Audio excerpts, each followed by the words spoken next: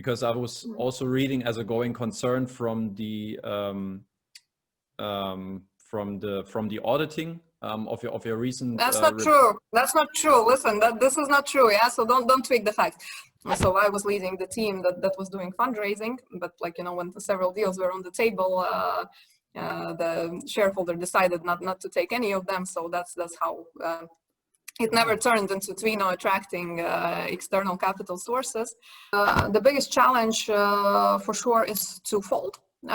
Liquidity is not part of it, because we have more than sufficient liquidity, and actually we are over liquid at the moment. He was asking, how's Twino different from other peer-to-peer platforms? What would you say?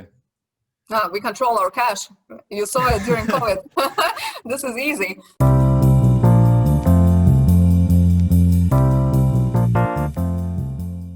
Hello and welcome to yet another video on the YouTube channel of Rethink Peer-to-Peer Kredite. My name is Danny Neithardt, and today I'm joined with Twino Group CEO Anastasija Olejnika.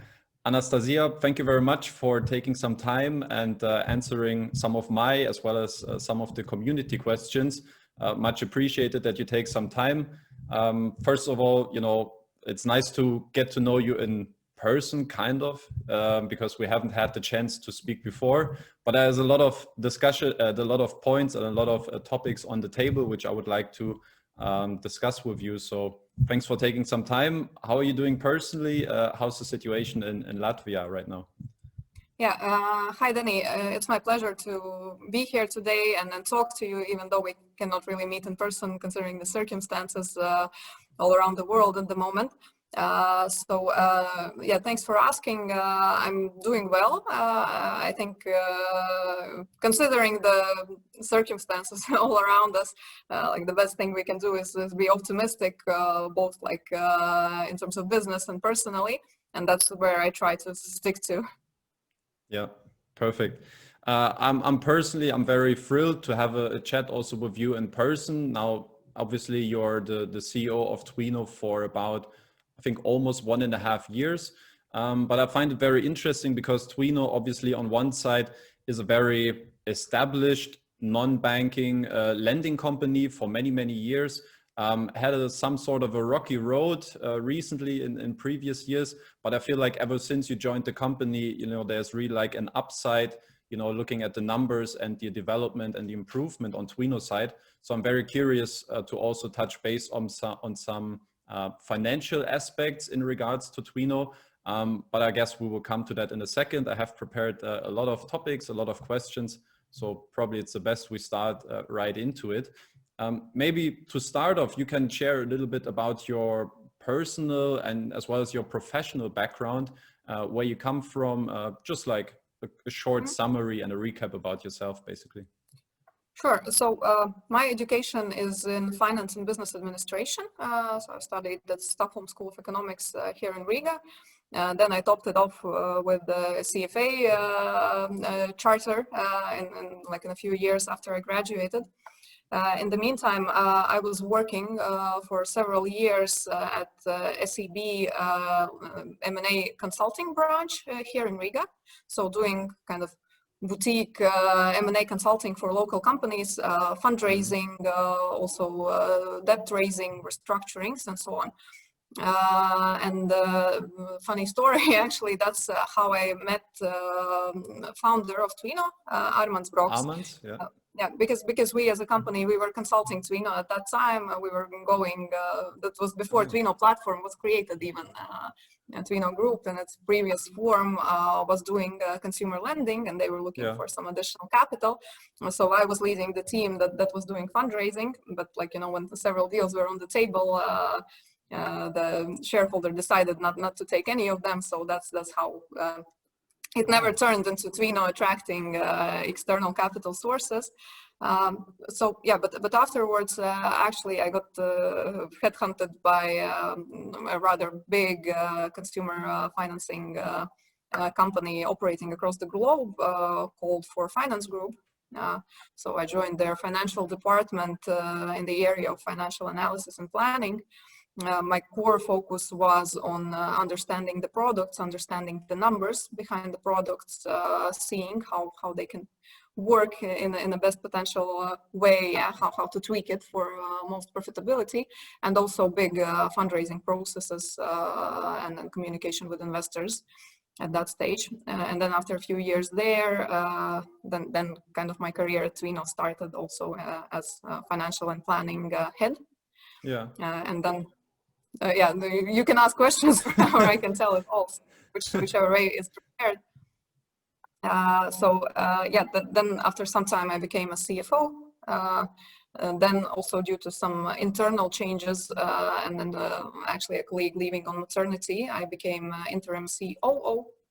And then also I had some interesting experience actually like substituting and leading operations in Russia for like almost half a year when we didn't have a country manager there. And just so you understand, Russia is the biggest, most complicated country that we have.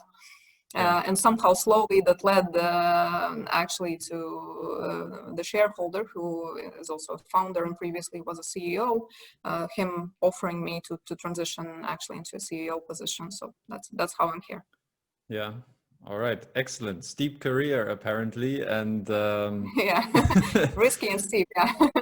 The next question follows up now. I wanted to ask you the time when you started at Twino. So I checked on your LinkedIn profile and I saw like you joined Twino in March 2017. And as you said, back then your position was called Head of Group Financial Planning and Analysis. Now, obviously you had with the founder and shareholder, with Armand, you had some contact before. Did he approach you saying, why don't you, join us at Twino and start your career, or, continue your path actually, here with us? Yeah. Or how did how did this happen that you ended up at Twino basically? Actually it wasn't the founder who approached me. It was the head of operations at that point, but also like a colleague that we met during this fundraising process.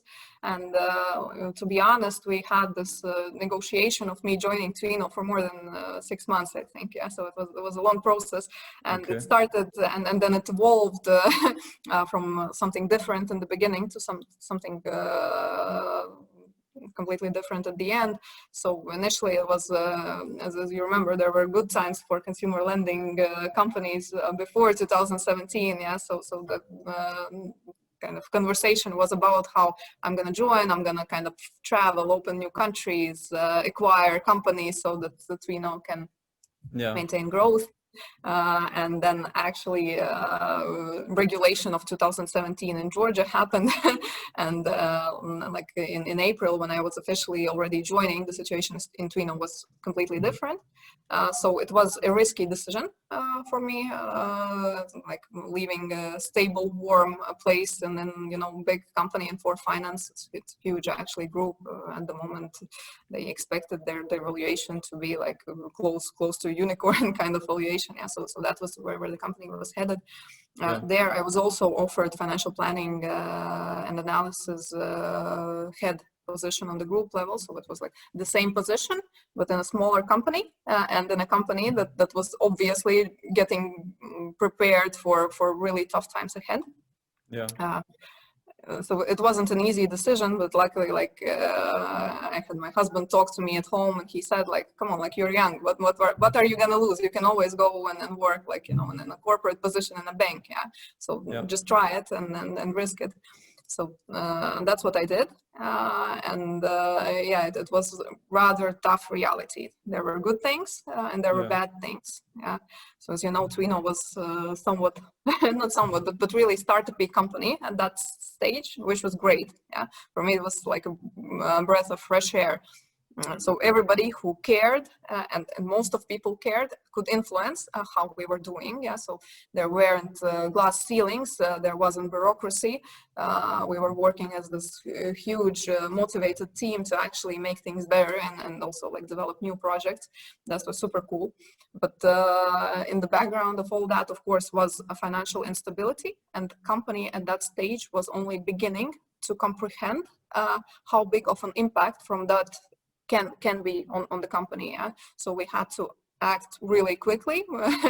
So I spent my first year actually just digging through the numbers, putting them all together, understanding where profitability is the highest, understanding how to like manage liquidity so that this huge part actually of our operation, so that the platform is stable and we're sure that we can kind of handle all of the needs of the investors. So that was a tough year. Yeah. And we get to that in 1 second. So basically, just to sum up, so you had some sort of mixed emotional feelings after long discussions and negotiations, then joining Twino, having the uncertainty how that transition would, play out for you personally.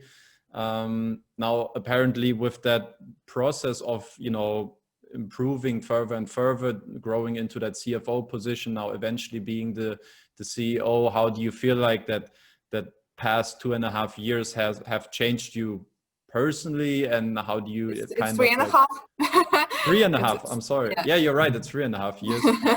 Is it like how do you deal with that, additional responsibility that you have now as well? Do you feel like this is something that grew naturally now, or how do you feel personal in that environment right now, or in that position that you're in? Yeah, well, it was a hell of a ride. We have a saying at Twino that 1 year here is actually like 3 years elsewhere, because everything is happening so quickly and changing so quickly. Taking on responsibility was never my issue. Yeah, so I'm like naturally this overly responsible person, just taking on more and more. So I felt okay doing that in a sense, and probably like this kind of taking responsibility for everything, even the things that don't directly concern me, is actually the reason why I managed to grow professionally so quickly. For me, the tougher part was to kind of preserve my personal qualities throughout the pressure, and to work with a team in a way so that they are not kind of just squeezed out quickly and then demotivated and burnt out. So that was something that took a while for me to learn, and yes, finally I feel that we are like more balanced in that sense. But for people who are naturally like have high level of ownership, high level of responsibility, and with this kind of I'll do everything I can and even more, it's sometimes tough to see that others are different and accept that. So that was more of my struggle rather than kind of the pressure of responsibility. Okay, understood. Well, maybe we can shift, because you already touched base on the let's say the obstacles or the challenges in regards to the financial situation of Twino early on when you started there. Maybe just a quick recap. I feel like it was also a bit documented somehow through my channel, but obviously when you joined Twino in a time back then, 2017, the company faced a lot of financial instability. So 2017, the company had negative equity with 6.5 million euro. You had loss generating businesses in 9 out of 11 subsidiaries back then. And it was like, I feel like ever since you joined that position, or ever since you joined Twino, you see like a step-by-step improvement. So 2019, for instance, you settled with all the company liabilities related to issued bonds. This year you used 7.2 million, I think, of your share capital that you used to cover like accrued losses during previous periods. And, just like before we go too much into details, how satisfied would you say are you as of this moment in general with the current restructuring process of the Twino company right now, and of the financial situation, basically? So just to give a bit of background, so before 2017, Twino was all about growth. Right, so it was not about so much reporting or keeping ratios stable or having like proper governance. It was all about growth, and that's okay for a startup. Yeah, so I think like it could have been like an even better success story if several factors like during beginning of 2017 didn't happen. So maybe Twino could have continued at that pace actually if we were a bit more lucky in a sense. But unfortunately, due to external circumstances and the company still being in that huge growth phase, you're absolutely right. So there, like this gap of profitability arose during 2017. And actually, we've spent the past few years working on bringing as much stability about, so the restructurings that you mentioned, also focusing on profitability, actually tuning down on growth a bit, selling off the subsidiaries that weren't perspective or weren't profit generating, also sometimes making a decision to just cut the losses. So potentially like we can make profit in this market if we invest like 2 million more, but like do we want to risk it, and making a decision that we don't, so maybe also missing some opportunities. But I think what we have achieved as a result is stable operations with a significant equity buffer on which we can build upon to uncover the future growth opportunities. So this is a much stronger position to grow from, and also like including the internal processes, the governance, the team distribution, decision making, and so on. So it's much stronger position to grow from than it would have been a few years ago. So I'm really satisfied with what we have done. So you're happy with the position you're in at the moment.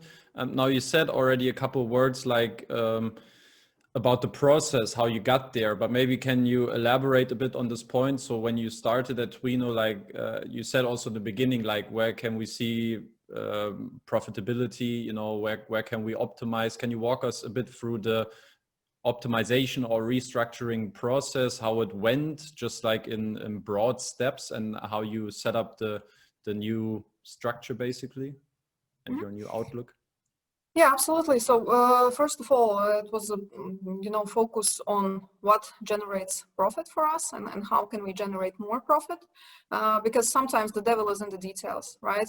You kind of, if you understand your lending part perfectly, if you understand your product, you can see that actually like change of 0.5 percentage point in one variable in one direction, and like in another variable in another direction, can make huge difference on your bottom line immediately.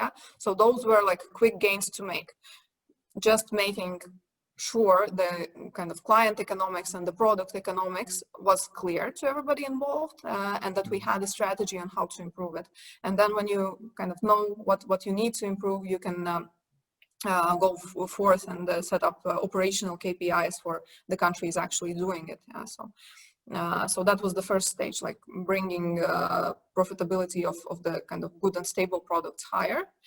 Second was actually eliminating loss-making operations. So we closed down operations in Mexico. Actually, like according to rumors, nobody has been able to make it big in Mexico till this day. So it probably was a good decision. Then we also sold our operations in Spain. That was kind of a 50-50 decision, but at that moment it was a right decision. Potentially we could have kind of earned more by risking more if we didn't sell Spain, but at that moment that was needed, absolutely, just to strengthen our equity position. Then also we introduced a lot of kind of internal modeling in relation specifically to funds flows, because what Twino experienced before 2017 was huge liquidity. Like platform was booming, everybody wanted to invest in peer-to-peer, so like each month we were getting net positive deposits from the customers, and there was no very clear understanding in the company at that stage when I joined, what will happen if the growth fails, right? So it was just, like how do we repay that if investors want to take their money out? So that was the first thing actually that also I focused on. I asked the BI team to make automated models of what is happening with the lender's behavior, how it can go in each possible scenario. So just steady state scenario and also like worst case scenario. And based on that, to model on how we're gonna repay the platform investors. So that was my priority actually from day one, to always be able to cater to liquidity needs of the investors, because peer-to-peer has been a huge accelerator behind growth of consumer lending companies, because historically, especially, we couldn't get funds anywhere else, right? So the banks are not lending to us as their potential competitors. So destroying that goodwill with the investors would actually potentially mean destroying the future growth prospects. Yeah. So that I realized from day one, and that's why I focused on that. I hope that answered your question. Do you want more details on how many Excels and like this macros we built and so on? So it was huge work actually. Yeah, no, to me, it's just interesting as a more of a broad and a more global understanding about how you approach the restructuring. And obviously, I think from what you said, from the outside perspective, I'm not a financial analyst in that sense, but to me, it makes sense to understand, okay, where we're profitable, where can we grow regarding like regulatory environments, and as you said, like those external circumstances. I think that's what you were referring to, as well as, okay, where can we cut losses? And let's go maybe into a bit more detail when it's about cutting losses. Now, I have reviewed the VIA Twino report for 2019 that was recently published, and I saw, just as you said, you decided to close some subsidiaries, and I saw that you're also you sold the claim rights from the subsidiaries in Georgia and Mexico, and shifted them basically to Poland, to another subsidiary. Now, obviously, 2019, the mother company had a profit of 4.4 million, roundabout, and but a significant portion of that profit obviously came from that shift. So that was in total 6.8 million euro that came from that debt restructuring process. Now, obviously, without this one-off transaction, it would have been resulted into a negative net result for 2019. What I want to know is, obviously, it can be a legit move to do this, obviously, but has this been a cash-only transaction to maybe optimize profits in Poland, or partially at least, or can you talk about this? Yeah, absolutely. So just giving like a bit wider background on this. So as I mentioned, like before 2017, like Twino was all about growth and startups. Then when I came in, the first thing that we focused on was operational profitability. Yeah, so making the operations profitable, but still not paying maybe so much attention on how at the end of the day it looks on the financial books, because like as you mentioned, you're not like from finance background, but so that you understand the operations and like where the profit sits at the end of the day is very complicated. So it's like for us to be able to offer the investors to acquire rights to repayments from the borrowers, we need to move the portfolio, right? So we first buy the portfolio from a daughter company to VIA Twino, and then investor can invest. And then there's also the buyback process when the daughter company buys back parts of delayed portfolio from VIA Twino. So all of that creates on statutory financial statements a bit of diversion from what we see as a full picture actually operationally. Yeah, so it historically has misaligned the risk and reward in that sense. So what we did as a result of this restructuring in 2019 and also continued in 2020 is like historically not enough attention was paid to making VIA Twino as a holding company profitable, right? So the daughter companies were profitable, and the holding was generating like HQ costs and so on. Of course, like you can recharge the costs, but for that you need transfer pricing policies. You also kind of need to pay VAT, and in our industry, actually, it's not so much fair because the service that we are providing is not VAT applicable. Yeah, so it's a complicated transaction on which you can incur extra costs unless it's done like completely right. Probably that was the reason why historically like the company just went the easy way and didn't really care how the holding company, how VIA Twino financials look like. What we did during 2019 is we actually made the alignment. Yeah, so historically the money that was lent to Georgia and Mexico came from Poland, because like Poland was one of the first successful markets in VIA Twino or in Twino groups, and it earned a lot of equity that was kind of later allocated to start operations in Georgia, Mexico, and also like other countries. But on the financial statements, it turned out that the losses from those operations, also as a result of these like assignment transactions, they appeared on VIA Twino balance sheet and not where they should have been, like where the money actually came from and where the risk should have been, which is like on Polish side. So what we did is we just like, you know, put the source of funds and the use of funds together where it should have been. And as a result, like now VIA Twino operates and also looks like from financial standpoint as a proper holding company. You mentioned that like without these one-off transactions, VIA Twino would have been kind of loss generating, but it's still because historically there was, for example, some portfolio assigned to VIA Twino through this like assignment transaction and offered to the investors, and kind of it kept incurring provisions on the VIA Twino books. So, but now facing the regulation, what we have done is actually there will be no portfolio assignments to VIA Twino.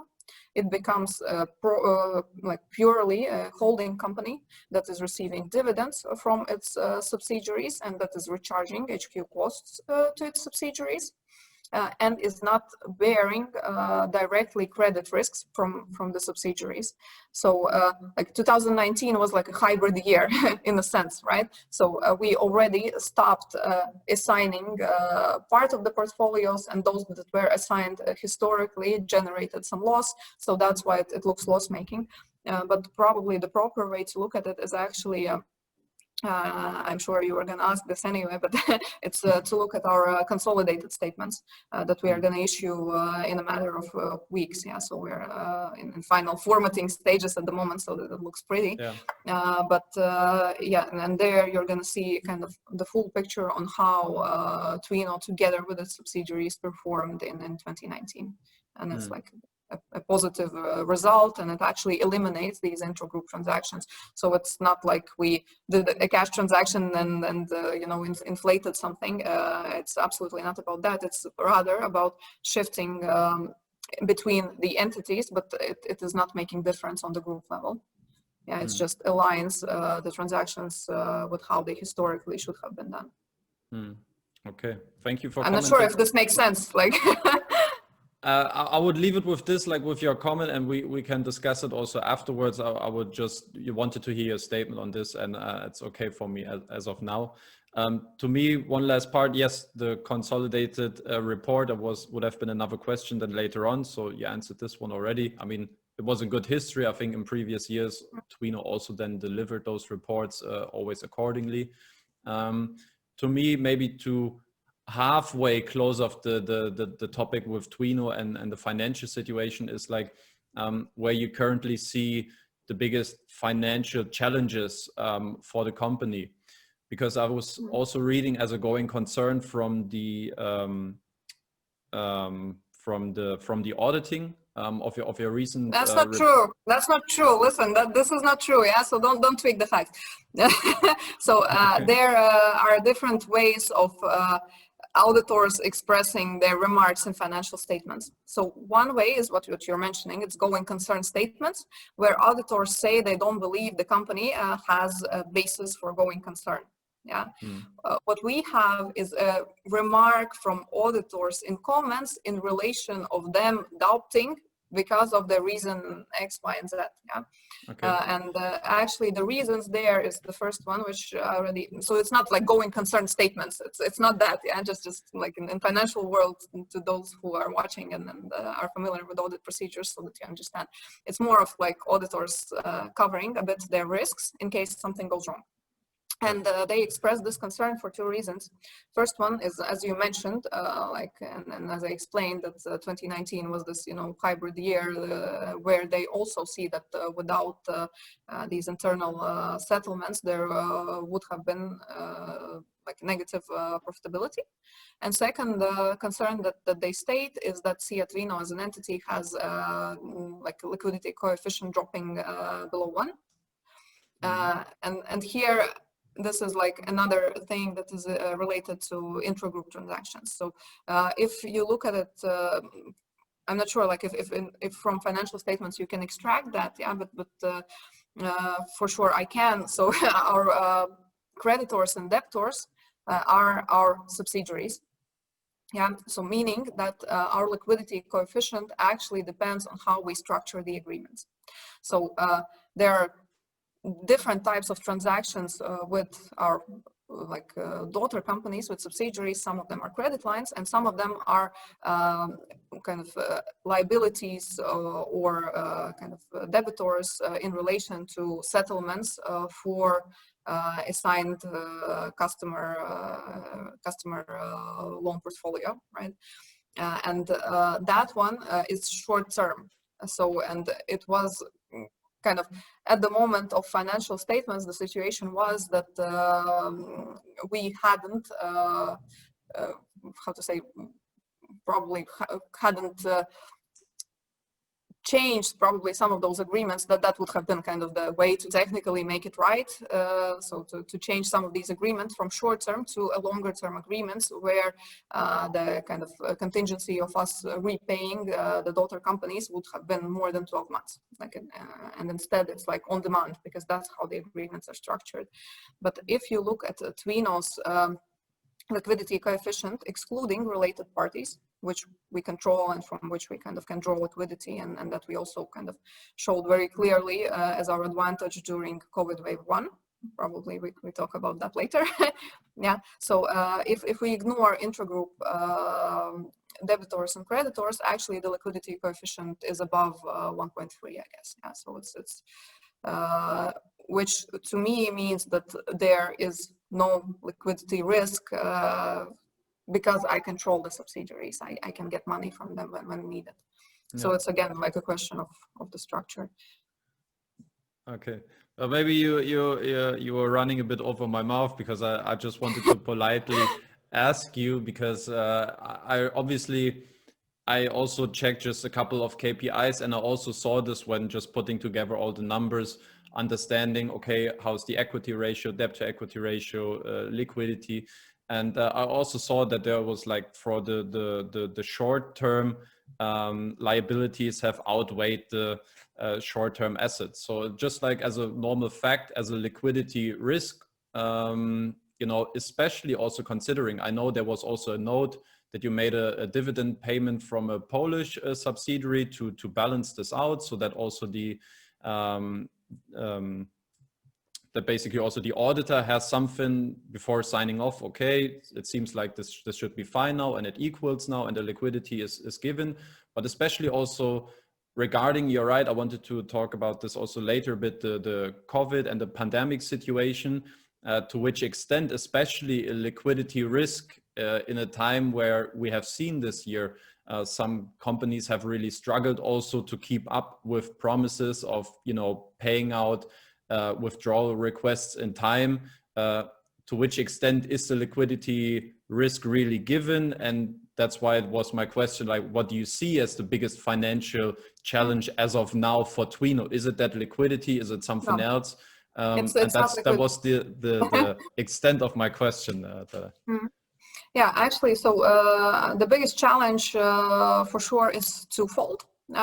Liquidity is not part of it, because we have more than sufficient liquidity, and actually we are over liquid at the moment, because after like COVID wave 1, we started lending more cautiously in order to free up that liquidity, and now it takes time to allocate it back to the lending portfolio, just because we are not going to be lending recklessly, and then there's some competition in the lending markets, and we are not ready to pay for customer acquisition huge money, knowing that it's going to bring us unprofitable client economics. So we are kind of going cautiously into like putting that liquidity back in operations.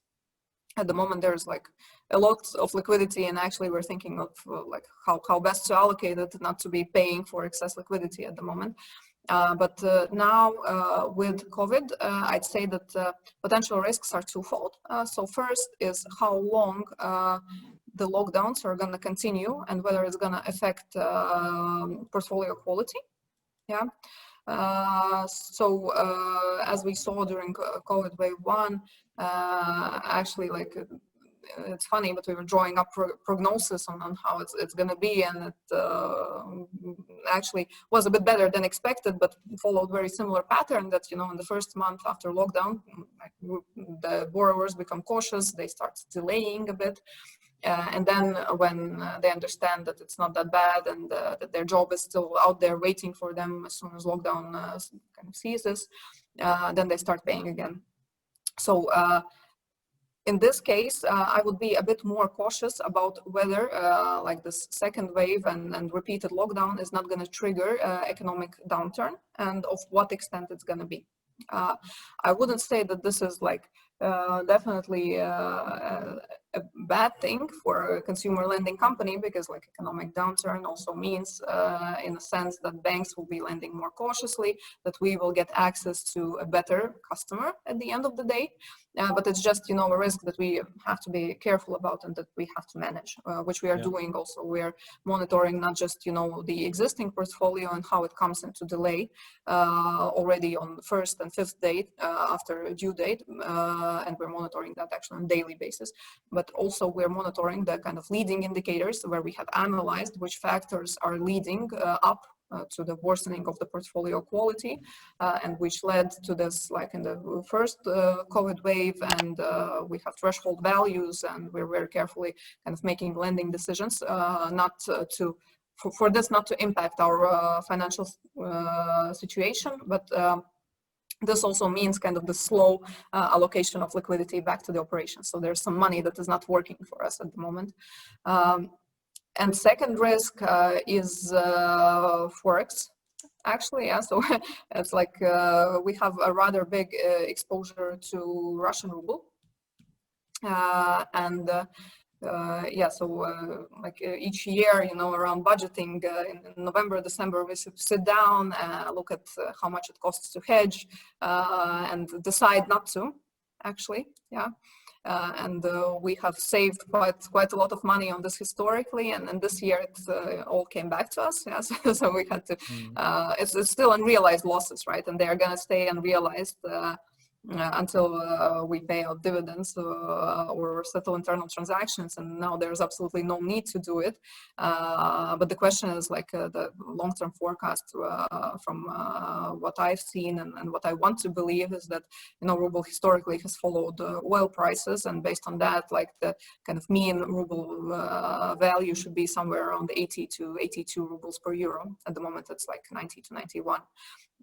So now the question is whether to hedge and lose out on that opportunity to regain some of that kind of money that's potentially a loss or not. Yeah, so we're looking at different opportunities, so both hedges and also local borrowing, to be able to at least partially offset potential effects in the future. But saying all that, at the same time, the important thing is that we have, as I already mentioned previously, a very significant equity buffer, and I believe that there is no reason to talk about like potential instability.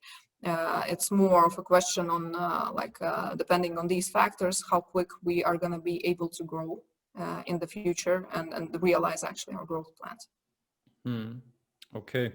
2 points that are very interesting and I also had on the schedule for later on, once the pandemic a bit closer, as well as the situation in Russia. Now I say we shift a little bit. Now we're moving to the just quickly to the pandemic situation. I saw also in the report that you had like substantial cash withdrawals earlier this year in March and April. I think that amounted to 4.2 million euro, where more money was taken away from Twino rather than received cash funds. In May, it stabilized already a bit, and June, and then consequently got better and better with each and every month. Now, when you're looking back at the situation, you said like you're not that concerned about the liquidity situation, but to be very, maybe you can give an honest answer. How frightening was the situation back then for you, looking at Twino, at the numbers? And has there been maybe at some point, you know, some sort of a point of discussion, you know, is it maybe sensible, you know, to somehow slow down the withdrawal requests and maybe, you know, put a bit more ease at the financial immediate liquidity situation of Twino? What can you say? Yeah, absolutely. I remember, I think it was also Friday 13, so it was March 13, which was the day that Latvia went into lockdown, and we realized what we were facing actually, because before that it was like nobody was believing really that something like this can happen. And of course we talked about this, we talked about different scenarios, but as I mentioned already before, I'm a strong believer into the goodwill that both the peer-to-peer industry, now compared to crowdfunding industry, but the industry and also Twino has in the eyes of the investors. So we were unanimous in the management team that we are going to prioritize investor repayments in almost any scenario. But of course, the other part that we need to think about, and we did, and we calculated what is the minimum threshold of investor portfolio that we need in order for this not to be a full rundown scenario. Because at some point, you know, your operations and portfolio becomes so small that it's almost impossible to come back from that level. That all was significantly below the kind of where we got during COVID wave 1.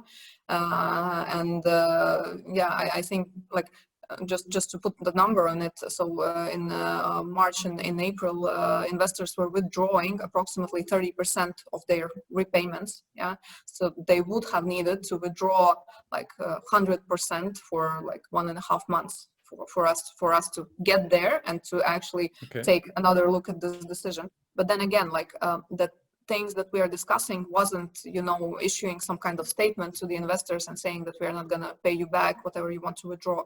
It was more of looking country by country, portfolio by portfolio. And for example, if in some country the government says to the borrowers that now you can, you know, not pay for 6 months, only something like this would have been legit enough reason for us to kind of not even pause withdrawals, but put repayments on hold if we weren't getting them. But while we are getting repayments, not paying out to the investors just because, you know, it wouldn't be good for our growth, that was never on the table. And we actually saw the positive effect of that. Yeah, so you're saying that the growth resumed, and I believe that was exactly the reason. That there were, I hope that you will not find any negative comment about Twino delaying withdrawals, because we did not. We pulled all the cash together. And now what we see also with the second wave starting, investors are very calm about the situation. Yeah, I think both because globally everybody is a bit more relaxed this time, but I believe that also like how peer-to-peer industry went through the first wave and actually paid the investors is also a factor in that. Yeah, I pretty much agree. But you never know, you know, what eventually can happen, you know, although we got some good information in terms of the vaccines now recently. But let's see how it plays out. And maybe also like as a consequence, as you said, like economic downturn, how that maybe comes into force then in the upcoming months, who knows. Another aspect regarding the financial situation, I wanted to discuss with you a bit about crowdfunding. Obviously in the past 12 months, it became kind of quite popular among non-bank lending companies to raise money also via equity crowdfunding. Neofinance, we had Asset Group this year, and now recently also Mintos, just to name a few here.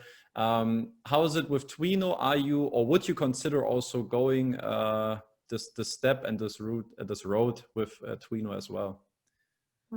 The funny thing, when Mintos came out with their announcement, we were all laughing here because this is something that we had discussed like more than 3 years ago. Like, to be honest, like, how about we issue our own shares to our own investors? That would be a great idea, right? To gather up liquidity.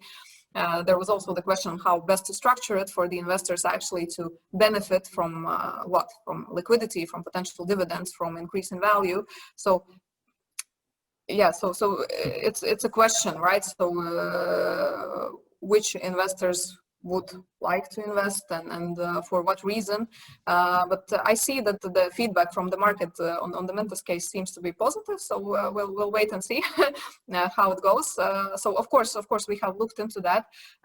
What we have decided each time though is that you need a good solid story behind raising additional equity. Yeah. So where it's going to be used and how you are going to actually communicate in the future that your equity raise was successful and brought you these and these results. Because if you fail at your first round, or you like raise the equity and then you kind of don't show return on that properly to the investors, then you're somewhat blocked from future capital raises. And I think this is an important factor to consider. So you need to have a really strong need and really a strong story behind minor equity raises. Yeah, because they set you up. Yeah, of course, you kind of show beautiful valuation, but let's wait and see how long in this world valuation without fundamentals is going to actually persist. Because, like, from finance theory, it's just a bubble, right? Yeah. Okay. So second question to me is like what are the requirements for Twino to go that way? Obviously you said now you need a good story and there needs to be some sort of solid background, what you're going to do with that money. What will be the advantage for Twino going that road instead of just raising venture capital instead? Yeah, so comparing a lot of minor shareholders with several venture capital funds that are actually making business on this is like the completely two different worlds. So crowdfunding is an easy way to get money and not really be too accountable for it. But it depends on the consciousness of each organization, of course, right? But you know that when you're onboarding a venture fund, you actually are getting into a lot of additional reporting and a lot of kind of additional opinion that may or may not benefit you. So speaking about venture funds, the only way I see it is actually going for smart money. Yeah? So for some fund that can actually help you with their expertise. Otherwise, if you are not in desperate need of cash for growth, it's not a good way, in my opinion, because it takes away that angle of being flexible and being able to move fast and not having bureaucracy, and adds additional layer of expenses. So in that sense, crowdfunding is definitely easier. Okay. But as of this moment, it's not something that is really on the table at Twino. No, not really.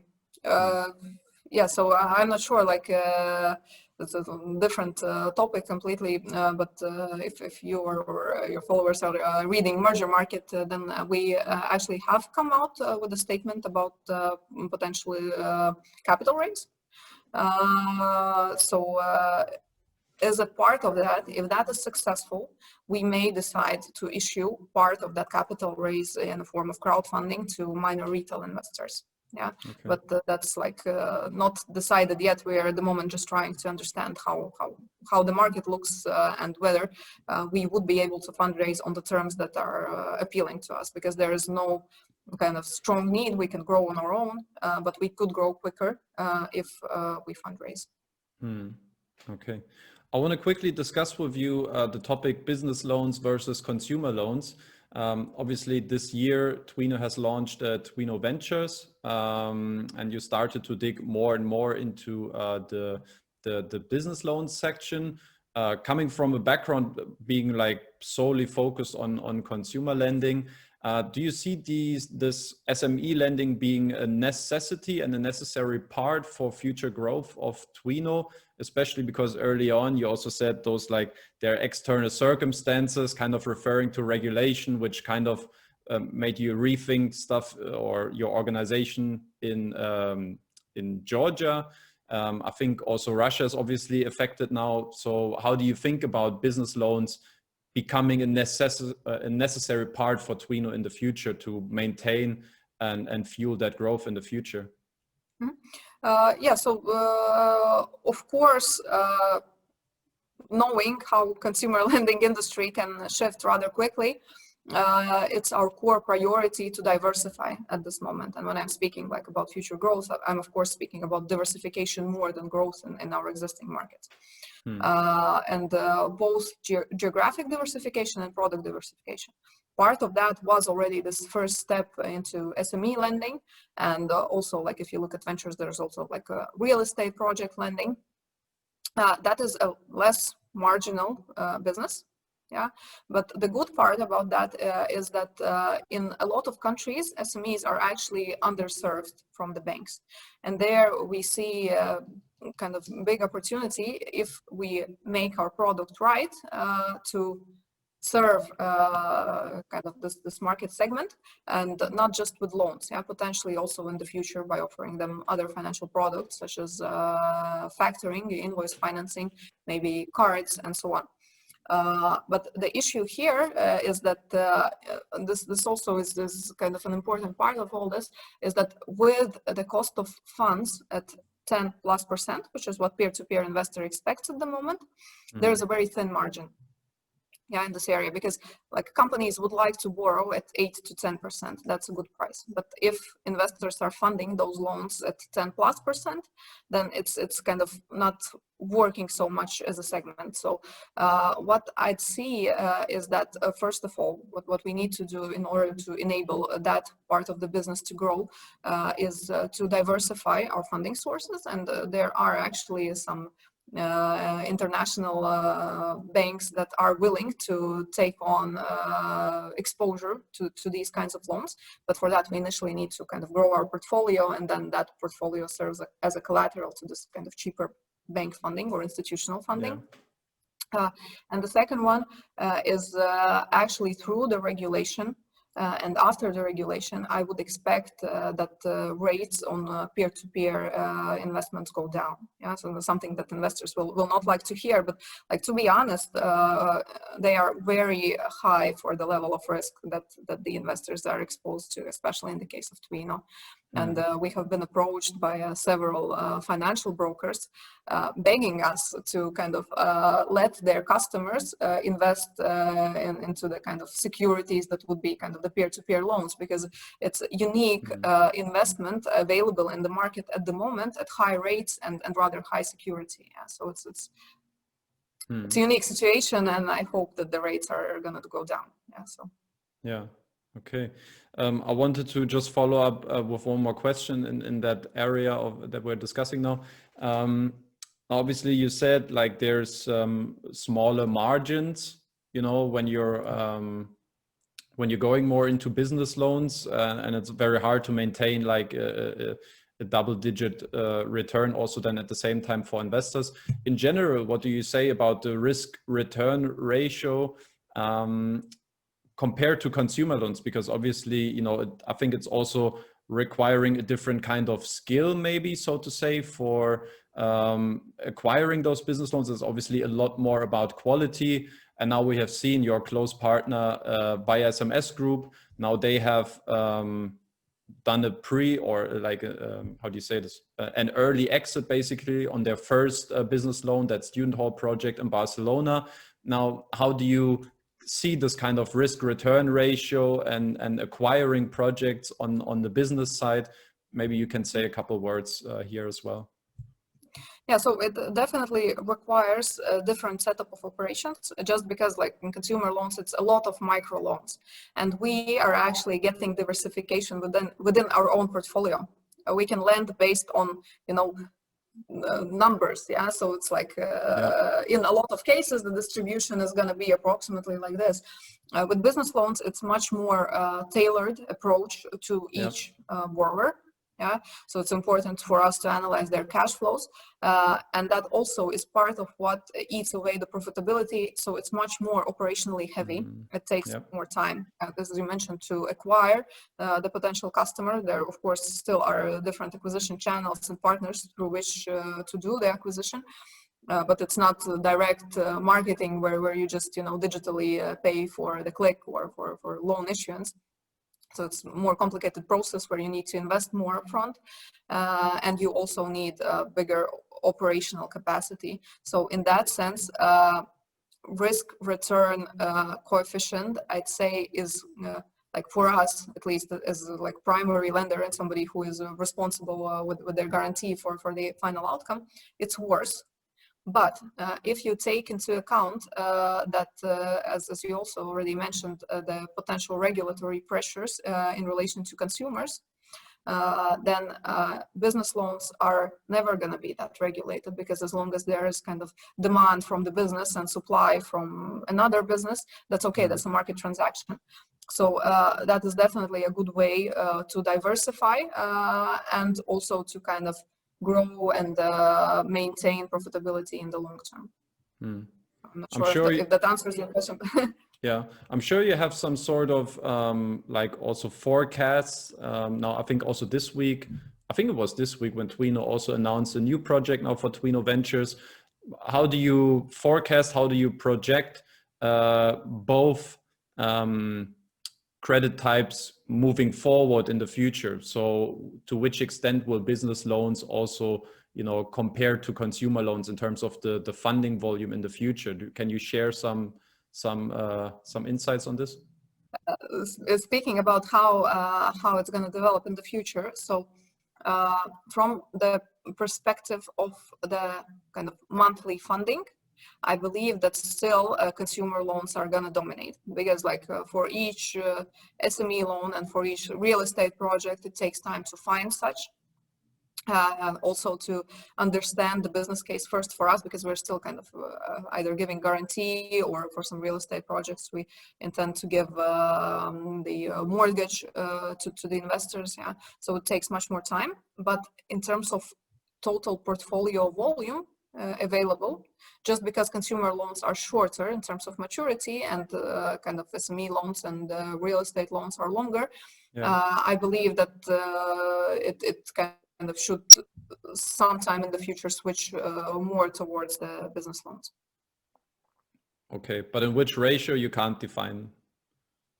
Not at the moment. It's well, it's like we don't have a target. Let's fund 5 real estate projects per month. We have a target. Let's find real estate projects with IRR above 20%, let's say, and then let's see whether we believe in them and whether we can fund them. So it's for us, it's not growth or volume-based business. For us, it's profitability first, and then we see within like kind of defined profitability needs how quickly we can grow.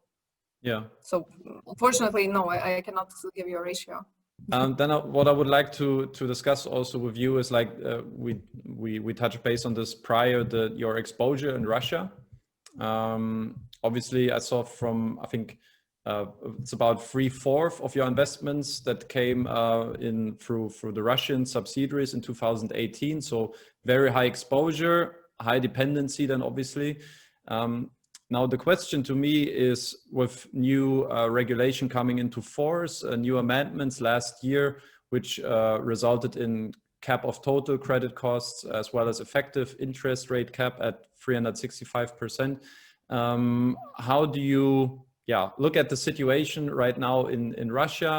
I guess you have adjusted your lending product accordingly to some sort of more credit line way. Is that correct? Or no, you didn't? No. So no, So in terms of exposure to Russia, if you look at the funded volumes, then you're right. It is a big number. But if you look from the perspective of portfolio, then it's actually like less than half of the portfolio funded on the platform is from Russia. It's more like 30-something%. At the moment. So in that sense, the exposure is not that big. Speaking about the regulatory changes, so in Russia there were 2 waves of regulation last year.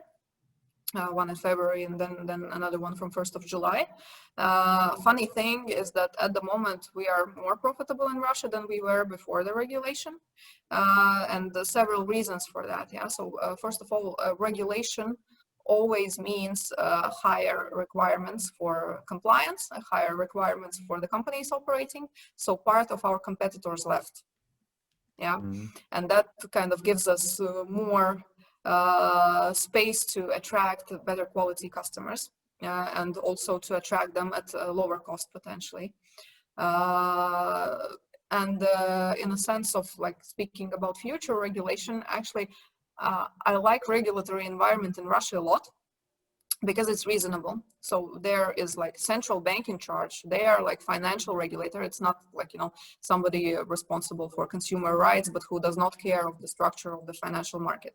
It's a central bank. They understand what role non-bank lenders are playing, what share they are actually kind of taking of the whole financial market, and they understand the importance of the sector.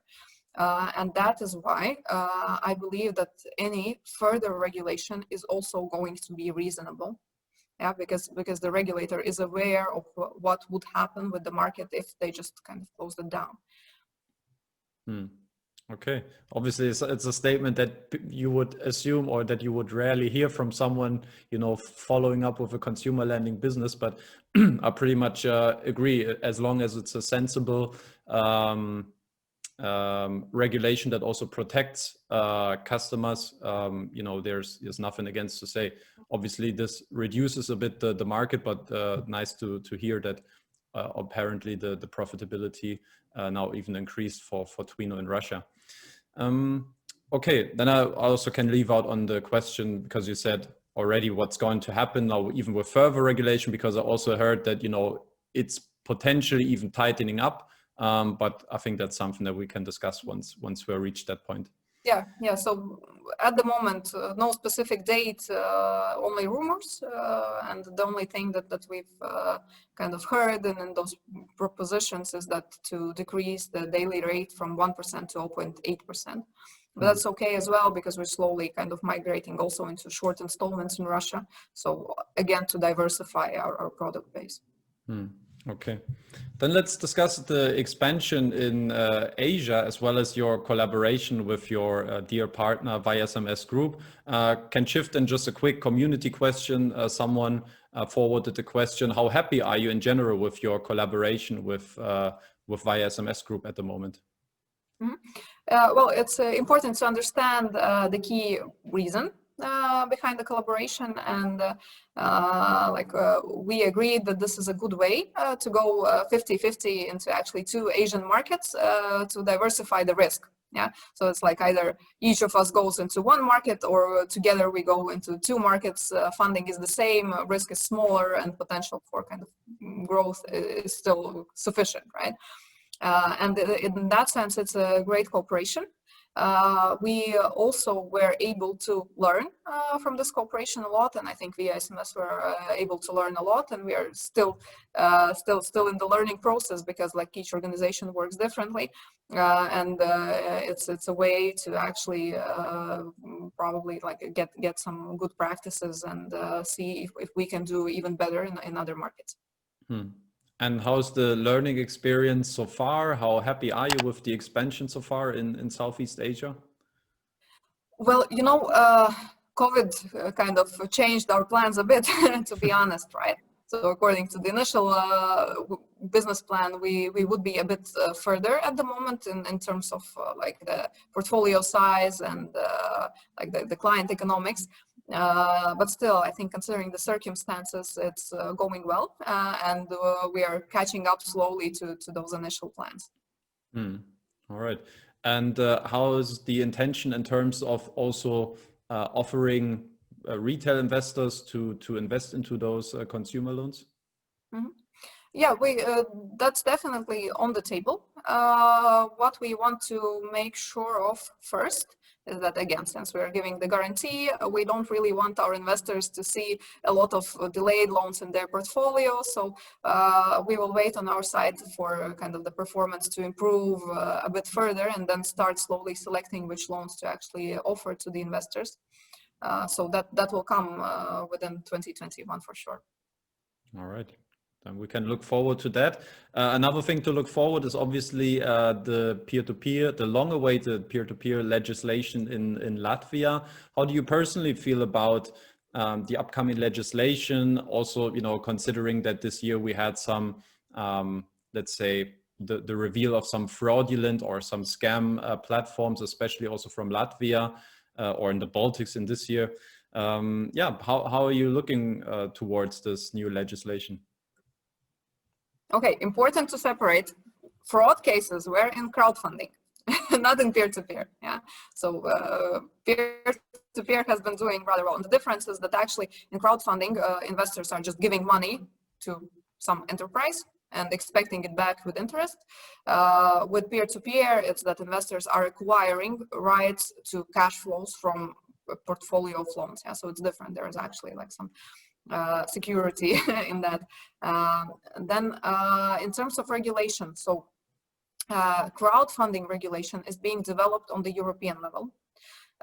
Some countries are already kind of issuing crowdfunding licenses, but at the end of the day, all of those will have to align with the final way the European Parliament kind of decides to approve this regulation.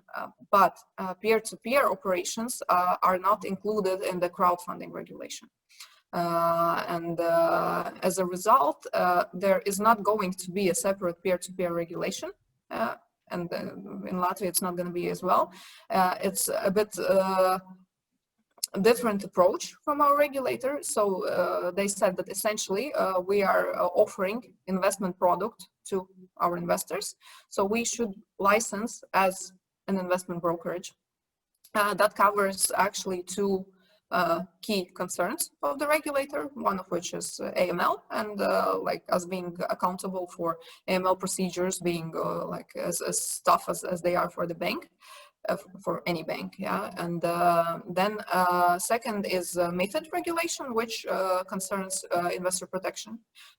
So we also will have to comply with investor onboarding process, and we will be able to offer financial instruments only to such investors to whom they're suitable, which means that if you are a student and then you don't have a salary and you don't have savings, you cannot invest, I don't know, your 5k euro into risky investment or like even peer-to-peer loans. So that is something that we will have to comply with. In general, as I mentioned, I think this is a good trend. This is going to ensure more transparency in the market, and it's also going to ensure higher barriers to entry. Which at the end of the day should help us protect the integrity of the industry, and also like the before mentioned goodwill in the eyes of investors, because now like everyone can make a peer-to-peer platform and it can be fraud and they're accountable to nobody. After the regulation happens, it's actually not going to be possible, which is good for the existing market participants who are willing and also like in the process of regulation already. And what I hope, but again, it's like my personal hope is that interest rates are gonna go down at least slightly. Okay, in order to get a better margin for the platform itself? Not for the platform itself, but in order to be able to expand into additional lending segments and offer to the investors more diversified opportunities to invest also in the segments that are not able to absorb such high cost of capital. Yeah, the aforementioned SMEs, for example. Yeah. Okay. Thanks for explaining also again the differences like in the process, because I think somehow or sometimes it get mixed, the regulation on crowdfunding level and with the European drive, and on one side what's happening on a national level, as you nicely explained with the with the Latvian regulator FCMC, which is pushing forward this investment brokerage firm license for peer-to-peer lending companies. I was curious, I saw that you're also, or that Twino is also in some sort of association, some alternative finance services that is also, you know, very closely connected to the Latvian Ministry of Finance. I was curious, to which extent can you also kind of actively shape this legislation that is about to happen then in Latvia? And how's the communication in general? How often do you talk, and to which extent can you bring in your ideas and what you find beneficial for that new governing? There's actually no legislation happening in Latvia in relation to peer-to-peer. So it's just the existing players being asked to get an existing license of investment brokerage. Yeah. So just a disclaimer, but otherwise, yeah, we are part of the association. The association represents not just the kind of investment part of the industry, but also non-bank lenders. And since there are more of those, that part of the association usually kind of dominates with their matters and their questions. Yet it's important to note that we are working together also with other industry players at the moment, and through association and also through discussions with the regulatory bodies, shaping both the kind of laws that are going to be applicable to us once we get a license, and also kind of what I wanted to say. so not just laws, but also interpretations of the existing laws, because there are like questions such as, for example, this is going to be a financial instrument, and then there's interest cost on financial instrument. How it's going to be taxed? Is it treated as a bond, as a public bond, because it's going to be kind of publicly issued and publicly listed? Or is it going to be treated as some private financial instrument from tax perspective? And these are questions very important to us, right? And also to our investors. So we are working on those matters, explaining to the regulatory bodies what actually we are going to do, how it compares to one financial instrument, how it compares to the other, and constantly being in the dialogue with the government bodies and also among the players, among other platforms, in order to have a common understanding and common ground on how we're going to operate. Yeah. Okay.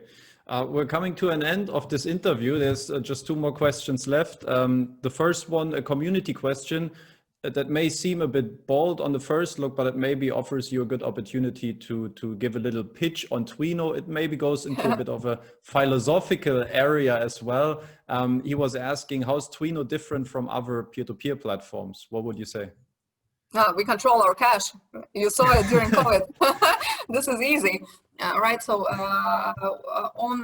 in terms of peer-to-peer platforms, we're definitely the largest that is offering investors investments from the same group of companies. And the guarantee is actually from the parent company and from the whole group. So I'd say that our investments are much more secure in that sense. Okay. And last questions from my side. What are the things to look out for at Twino or in 2021? Yeah, a lot of things actually. So, but the key is, as I already mentioned, so it's diversification, both in terms of the investment products that we offer to our investors. So there's going to be more ventures, more different projects and business loans. Also some new products in terms of lending. And then on the investment side, actually at the moment we are exploring a possibility, since we are going to become a licensed brokerage, is to offer to our investors something more than just peer-to-peer investments and venture investments.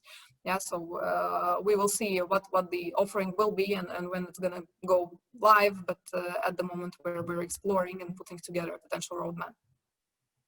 All right, many things to look out for in 2021. Anastasija, thank you very much for taking some time and answering my questions. Very insightful. And yeah, thanks again. And looking forward that we catch up then hopefully also next year. Okay, thank you very much, Denny.